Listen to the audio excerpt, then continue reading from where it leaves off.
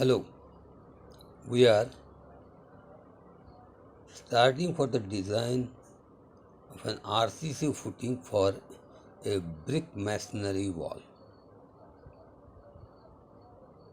What are the things which are given to you is the thickness of wall, which is 0.4, that is 400 mm, height of the wall, that is 4 meters, length going in this direction L, we are only considering 1 meter length only.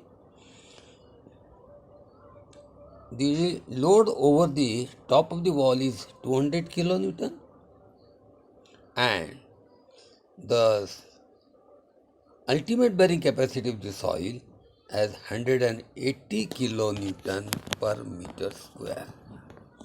180 kilonewton per meter square. Now, let us start with the solution. Total load of wall, how much it is? It is 200 plus 4 meter, that is H, into T into 20.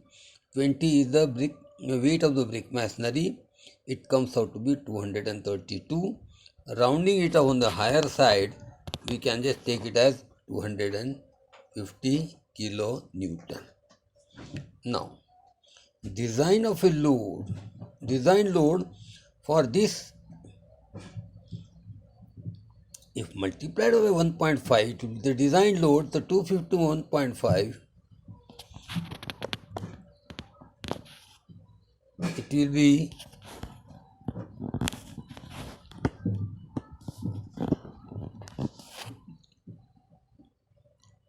of course it will be considered after multiplying 250 by 1.5 meters.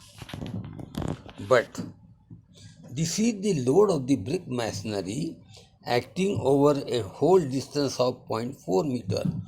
What is the UDL per meter run? It is divided by 0.4. So it comes out to be 932.37.5 kilonewton per meter. Rounding it on the higher side, I consider say 950 kilonewton per meter. This load is acting right from here to here because of the brick masonry per meter running width. Now, what is the total load? It is 200 plus that is 232 plus 10% of the weight of this footing of this 232. That will give the value of 230. That is, we have just taken 232, round it on the 250. 250 plus 10% of the 250, it will be 275. Multiplied by the design, just to convert it into a design load, multiplied by 1.5, it comes out to be 425 kilonewton. Now, area of the footing, the design total load divided by the ultimate bearing capacity of the soil, divided by the ultimate bearing capacity of the soil, which is given as 180 kilonewton per meter square. So 425 divided by 180, it will be 2.36 meter square is the area required for the footing. Rounding it on the higher side, I am considering to say it is 3 meter. Considering length as 1 meter, then width will be 3 into 1, that is 3 meter only. So the total area will be 3 meter square, which is definitely greater than 2.36 meter required. Hence we can say our design criteria is okay. Now we have to find out the upward pressure. Just to find out the upward pressure, that 250 multiplied by 3, that will give the UDL per meter run because of the load coming from the wall.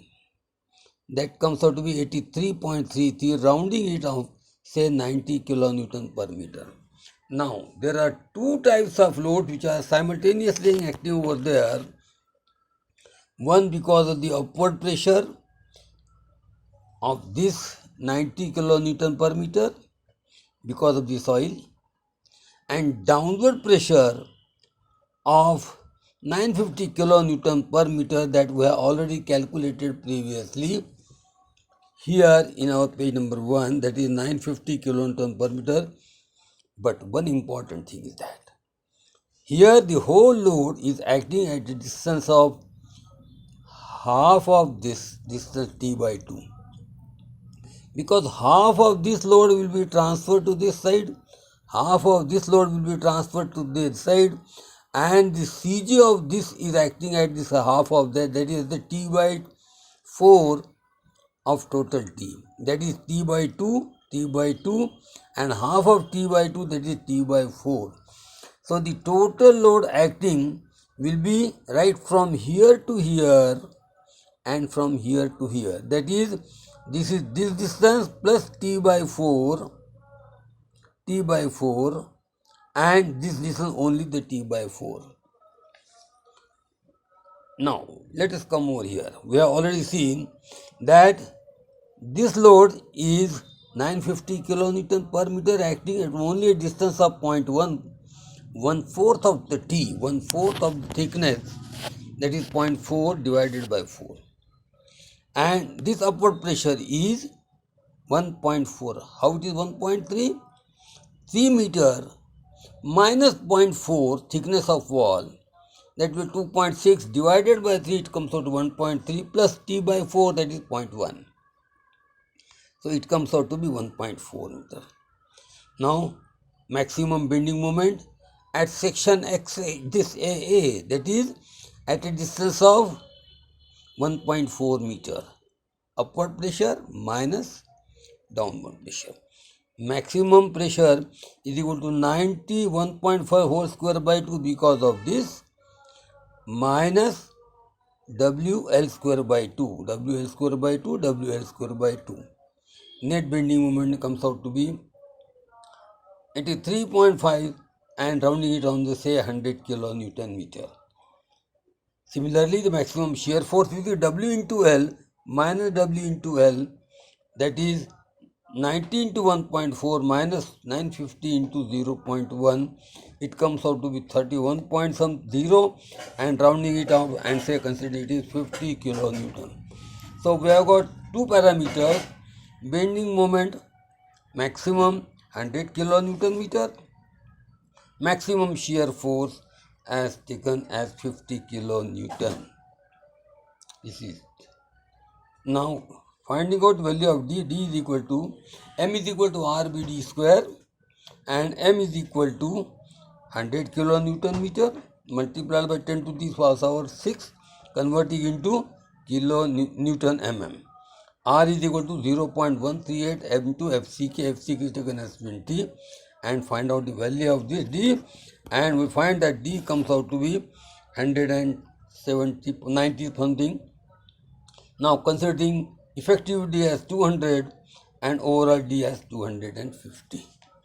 Now once effective D of 200 is known,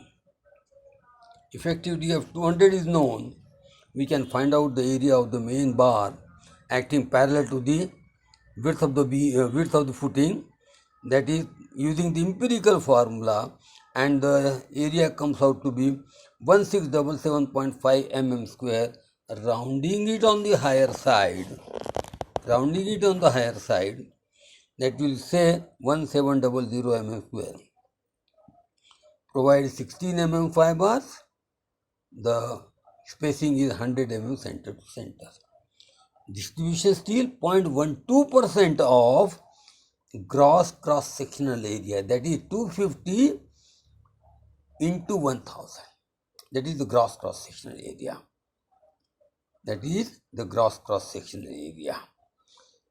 250 into and then multiplied by 0.12%.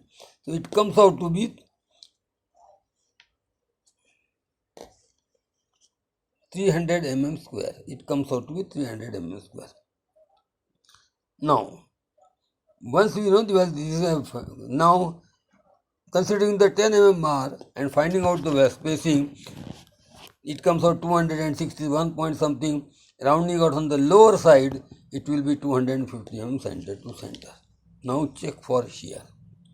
You know that tau b should be less than k times tau c. Tau b is 50, multiplied by 10 to the power 3 Newton. Then b into d, b will be 1000 and d will be 200. It comes out 0.25. Now, tau c is nothing but 0.25 under root of FCK. FCK is 20. It comes out to 1.118. I am only considering only 1.11. And k is equal to 0.5 plus beta c. And beta c is nothing but 0.5 plus shorter dimension of a column upon longer dimensions of a column, that is comes out to 0.4 plus 0.5, that is 0.9. So k times tau c. K times tau c is equal to 0.9 into 1.11, it comes out to 0.99 Newton per mm square. And we can see the tau v is less than tau c. Tau v is less than tau c, our design is safe. Now this is the placing of the reinforcement, showing this is a 60 mm bar placed at the distance of 100 mm center to center over the entire length, and these bars of 10 mm fiber at the rate of 250 mm center to center over the entire width over here. That's over and all about the design of the footing of a brick masonry wall over a concrete beam. I think this is more than adequate to follow the design process over and all. Thank you very much.